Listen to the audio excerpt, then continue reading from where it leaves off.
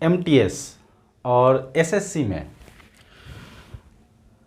कुछ तथ्य ऐसे होते हैं, कुछ व्यक्ति ऐसे होते हैं या कुछ प्रश्न ऐसे होते हैं जिनको घुमा फिरा कर प्रत्येक साल प्रत्येक परीक्षाओं में मतलब पूछ ही लेता है।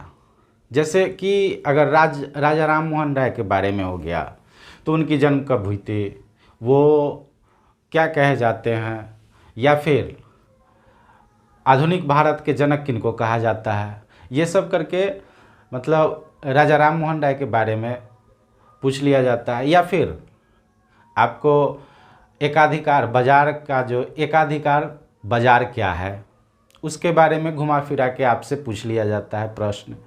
या फिर एकाधिकार बाजार में जो मोनोपोली है, मोनोपोली किस शब्द से लिया गया है, कहाँ से लिया गया है, ऐसे करके बहुत सारे प्रश्न हैं जिसको एक ही प्रश्न को कई तरह से पूछते हैं।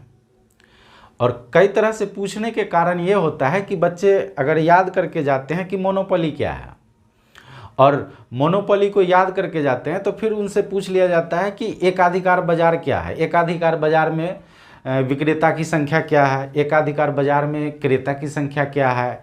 ऐसे करके जब पूछ लिया जाता है तो फिर बच्चे अवाक हो जाते हैं कि भाई ये क्या आ गया सिलेबस से बाहर, मैंने तो पढ़ा था कि मोनोपोली क्या है, एकाधिकार क्या है, लेकिन इसमें तो पूछ लिया कि एकाधिकार बाजार संरचना में कितने विक्रेता होते हैं, ये पूछ लिया। भाई ये क्या है, ये समझ में नहीं आता है। तो ये मैं आज आपको समझाऊंगा, ये मैं आज आपको दिखाऊंगा और बताऊंगा कि एक ही क्वेश्चन को अगर घुमा फिरा के पूछता है तो इसके लिए हम प्रिपेयर कैसे करें और किस ढंग से इसको पढ़ें और कैसे पढ़ें कि हम एक ही क्वेश्चन को अगर 4 तरीके से 5 तरीके से या कई तरह से भी अगर पूछे तो हम याद कर सकते हैं। तो दोस्तों इसके लिए सबसे ज़्यादा ज़रूरी है कि आप शॉर्टकट पे नहीं जाएं, आप ट्रिक पे नहीं जाएं।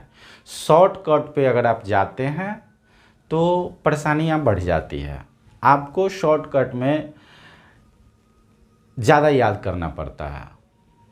आप उससे बेहतर है कि किसी भी टॉपिक को आप कहानी के तौर पे उसको याद करें। अगर जनरल अवेयरनेस से बातें होती है, जनरल नॉलेज आप पढ़ते हैं, तो सबसे ज़्यादा ज़रूरी है कि आप उसको कहानी के तौर पे, रोचक कहानियों के तौर पे याद करें और तब पढ़ें। आज हम आपको इसी तरह की कुछ बातें बताऊंगा। इससे पहले कि मैं इस वीडियो में आगे बढ़ूं, आप लोग से विनती है, आप लोग से प्रार्थना है कि मेरे चैनल देश दुनिया को सब्सक्राइब करें और कमेंट बॉक्स में कमेंट करें और लाइक करें। तो चलिए दोस्तों, आज सबसे पहले मैं बात करता हूं राजा राम मोहन राय जी के बारे में, और इस टॉपिक पे बात करने के बाद मैं आपको बताऊंगा कि इनसे संबंधित कितने तरह के क्वेश्चन आ सकते हैं आपको। तो चलिए देखते हैं। सबसे पहले हम बात करते हैं राजा राम मोहन राय जी के बारे में। राजा राम मोहन राय, राजा राम मोहन राय भारतीय पुनर्जागरण के अग्रदूत और आधुनिक भारत के जनक कहे जाते हैं। इनका जन्म बंगाल के ब्राह्मण परिवार में 1772 ईस्वी में हुआ था। ये ब्रह्म समाज के संस्थापक भी थे और इनका मतलब दिमाग इतना तेज था, ये इतने तीव्र बुद्धि के थे कि आप ये सोच के हैरान हो जाएंगे कि 15 वर्ष की आयु में इन्होंने बंगाली, हिंदी, फारसी, उर्दू, कई भाषा का ज्ञान इनको 15 वर्ष की ही आयु में हो गया था। और ये आप यूं कह सकते हैं कि आधुनिक भारत में जब स्वतंत्रता संग्राम की लड़ाई चल रही थी, जब अंग्रेज़ों से लड़ाई चल रही थी, तो ये एक ऐसे अकेले इंसान थे कि अंग्रेज़ों के साथ साथ ये भारतीय के साथ भी, भारतवासी के साथ भी लड़ रहे थे।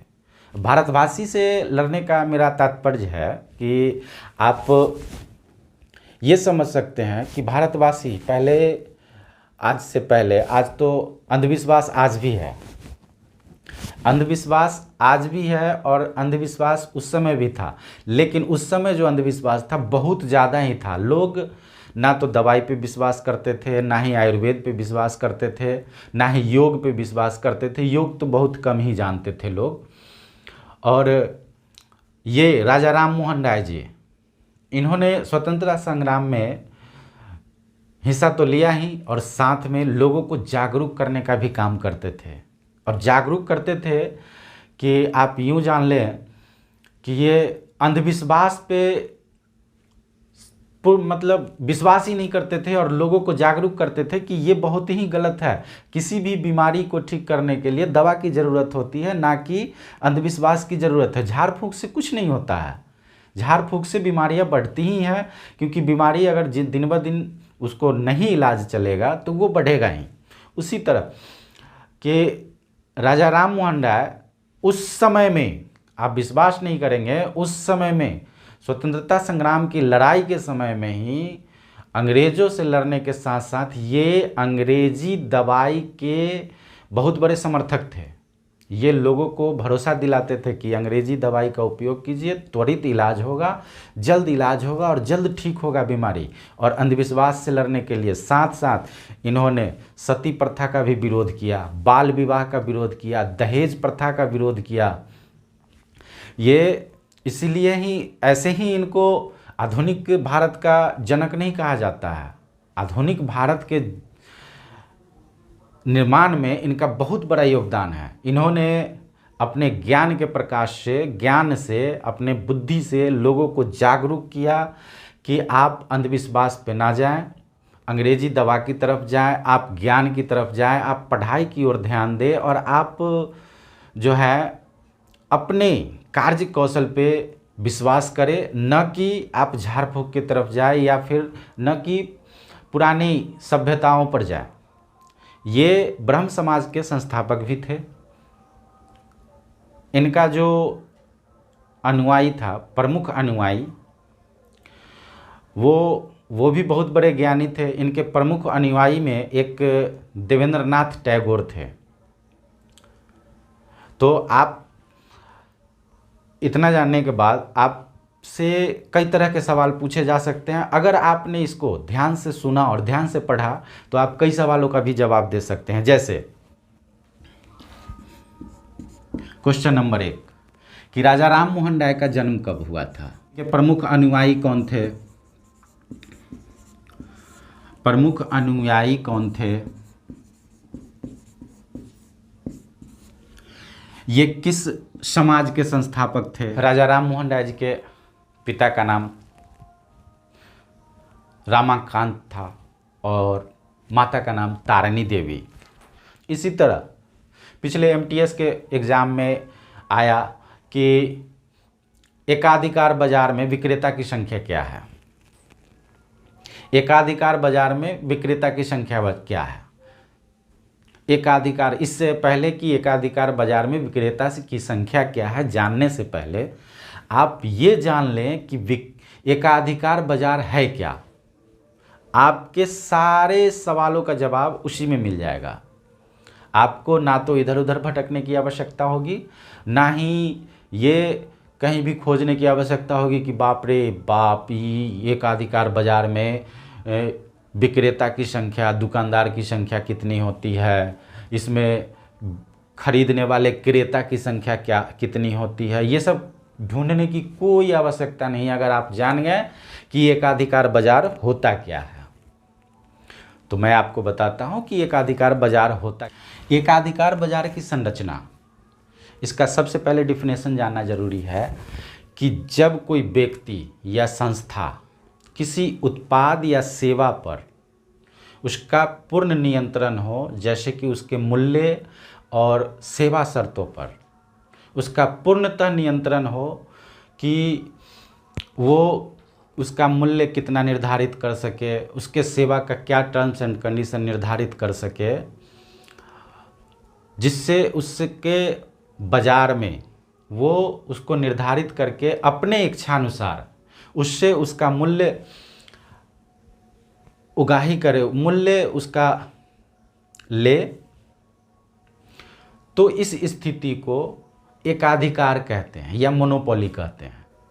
एकाधिकार को अंग्रेजी में मोनोपोली कहते हैं।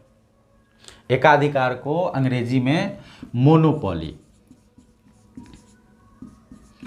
मोनोपोली। ये मोनोपोली ग्रीक शब्द से बना है। मोनोपोली ग्रीक शब्द के मोनोपोलिन से। ये दो शब्द हैं, एक मोनो अलग है, पोलिन अलग है। अब मान लीजिए अभी कोरोना पेंडेमिक चल रहा है, आप, भगवान न करे ऐसा हो, अगर आपके किसी दोस्त, परिजन या फिर सगे संबंधी किसी प्राइवेट हॉस्पिटल में एडमिट कराना पड़े, तो आप देखते होंगे कि सभी हॉस्पिटल्स का अलग अलग रूल्स, अलग अलग उसके रेट्स होते हैं। कहीं आप जाइएगा तो दिन का 15,000 लेता है, कहीं आप जाइएगा तो दिन का 20,000 लेता है, कहीं 5,000 लेता है। तो वो उसका अपना एकाधिकार है हॉस्पिटल के संस्था का। जो हॉस्पिटल के मालिक हैं उनका एकाधिकार है कि वो अपने अनुसार, अपने शर्तों के अनुसार वो बाज़ार में क्रेता से मूल्य वसूल करते हैं। मोनो का मतलब होता है एक ग्रीक भाषा में, और पोलिन का शब्द मतलब होता है बाजार। मोनोपोली शब्द ग्रीक शब्द से बना है। ग्रीक शब्द में मोनोपोलिन शब्द दो शब्द है, एक है मोनो और दूसरा है पोलिन। इन दो शब्दों को मिलके एक बना है मोनोपोली, जो एकाधिकार बाजार बनाता है। किसी भी टॉपिक के गहराई तक जाएंगे तो उसके कई सवालों का जवाब आपको उसी में मिल जाएगा आराम से। आपको कहीं भी भटकने की आवश्यकता नहीं है कि एकाधिकार बाजार में विक्रेता की संख्या क्या है, क्रेता की संख्या क्या है, मोनोपोली शब्द क्या है। अगर आप इसको पढ़ लेते हैं तो फिर आपको कहीं भी पढ़ने की आवश्यकता नहीं है कि एकाधिकार बाजार क्या है। धन्यवाद दोस्तों, आज के लिए इतना ही। अगर आपको मेरी जानकारी अच्छी लगी हो तो मेरे चैनल को लाइक, सब्सक्राइब करें और कमेंट्स बॉक्स में हमें बताएं। धन्यवाद। जय हिंद।